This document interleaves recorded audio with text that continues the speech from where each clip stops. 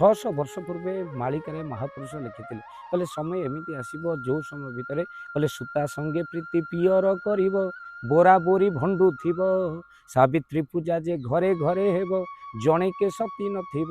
ମହାପୁରୁଷଙ୍କର ବାକ୍ୟ ଏବେ ସତ୍ୟ ହୋଇ ଚାଲିଛି। ବାପା ନାଁରେ ଝିଅକୁ ଦୁଷ୍କର୍ମ ଅଭିଯୋଗରେ ଥାନାରେ ମାମଲା। ଏ କଥାକୁ ଆପଣମାନେ ନ୍ୟୁଜ୍ ମାଧ୍ୟମରେ ଶୁଣିଲେ ଆପଣଙ୍କ ପାଟିରୁ ଛି ଛି ବାହାରୁଥିବ। ମାଳିକା ସତ୍ୟ ହେଲା। ଆଉ ସାବିତ୍ରୀ ପୂଜା ଘରେ ଘରେ ହେବ। ଏବେ ମେ 16 ତାରିଖରେ ପବିତ୍ର ସାବିତ୍ରୀ ପୂଜା ହେଲେ ସତୀ ମିଳିବା ବଡ଼ କଷ୍ଟକର। କାହିଁକି ନା ଆଜିର ନାରୀ କହିଲେ ସୁନ୍ଦର ଯୁବକ ଦେଖିଲେ ନାରୀ ସ୍ୱାମୀ ଛାଡ଼ି ଘରୁ ଯିବେ ବାହାରି।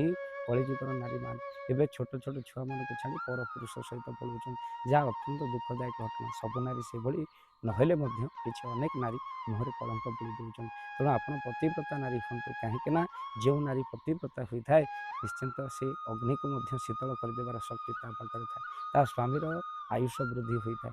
କିନ୍ତୁ କେବେ ବି କୌଣସି ନାରୀ ସ୍ୱାମୀକୁ ଏହି କଥା ଆପଣ କେବେ ବି କହିବେନି, କ'ଣ ନା ତୁମକୁ ବାହା ହେଇ ମୋ ଜୀବନ ନର୍କ ହୋଇଗଲା। 100 ସାବିତ୍ରୀ ବ୍ରତ ବୃଥା ହୋଇଯାଏ। ଆଉ ଯେଉଁ ନାରୀ ସ୍ୱାମୀର ସେବା କରେ ତା ପାଇଁ ସବୁଦିନ ସାବିତ୍ରୀ।